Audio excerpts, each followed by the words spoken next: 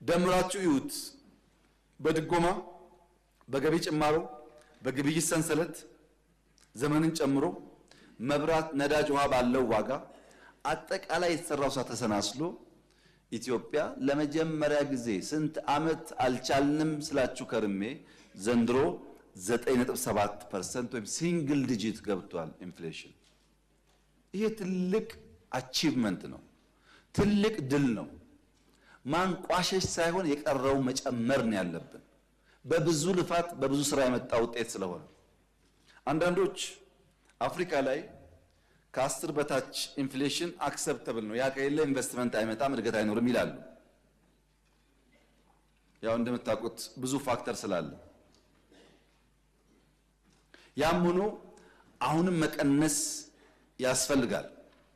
ያለ ማድረግ በዋና ዋና ኤሪያስ ላይ ዜጎቻችን የሚሰቃዩባቸው ኤሪያዎች ላይ ለይተን በረጅም ጊዜ እየሰራ እንገኛለን። አንደኛ ምግብ ማምረት፣ ምግብ በበቂ ማሰራጨት። አዲስ አበባ ውስጥ አሁን ከኮሪደር ጋር ተያይዞ የሚገነቡ ፉድ ኮርቶች በመቶ ይቆጠራሉ። ይሁነን ብለን ምግብ ላይ እየሰራን ያለ ነው። ምግብ የምናመርትበት ፍጥነት እንዲጨምር፣ የምናሰራጭበት ፍጥነት እንዲጨምር፣ የሚገኝባቸው ቦታዎች እንዲሰፉ። ሁለተኛና ክሪቲካል ጉዳይ ቤት። ሰው የሚሰቃየው ቤት ክራይ ነው።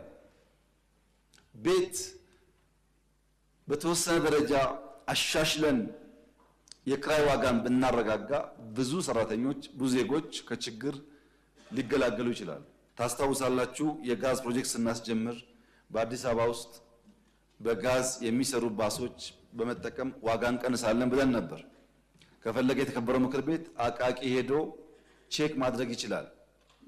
የነበሩንን ባሶች ኢንጂን አውርደን የጋዝ ኢንጂን አምጥተን አዳዲስ በጋዝ የሚሰሩ ባሶች እያመረትን ነው። ሂደቱ ከባድ ነው። በቂ ሙያተኛ ስላልነበረ፣ የተዘጋጀ ፋብሪካ ስላልነበረ አንድ ባስ ከነበረበት ነዳጅ ወደ ጋዝ መቀየር የሚወስደው ጊዜ ቀላል አይደለም። ያም ሆኖ ግን በሚቀጥሉ 6 ወራት ብዙዎቹን ጨርሰን በሚቀጥለው ዓመት ቢያንስ አዲስ አበባ ላይ ከዚያ ደግሞ ቀስ ቀስ እያል ወደ ክፍለ ሀገር በጋዝ የሚሰሩ ትራንስፖርት የሚቀንሱ ባሶች እናበራክታለን።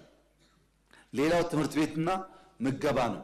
ድሃ የሚሰቃይበት ምገባውን ያለውን ታውቃላችሁ። እሱም ማስፋት ያስፈልጋል። ሰዎች በደህንነት ምክንያት ልጆቻቸውን ትምህርት ቤት መላክ እንዳይቸገሩ ለማድረግ። የመጨረሻው ገቢ ማሻሻል ነው። ገቢ የሚያድገው ኢኮኖሚ ሲያድግ ነው። እነዚህም በዘላቂነት ስንሰራ አሁን የሰራነው ስራ ጋር ሲሰናሰል የኢትዮጵያ የኑሮ ውድነት ወይም ግሽበትን በሚመለከት ያለው ፈተና እየተቀረፈ ይሄዳል ማለት ነው። ያገኘነው ውጤት በጣም ኢምፕሬሲቭ ነው። የሚቀረን ስራ ግን በጣም ብዙ ነው። በዚህ ሚዛን ማየት ጠቃሚ ይመስለኛል።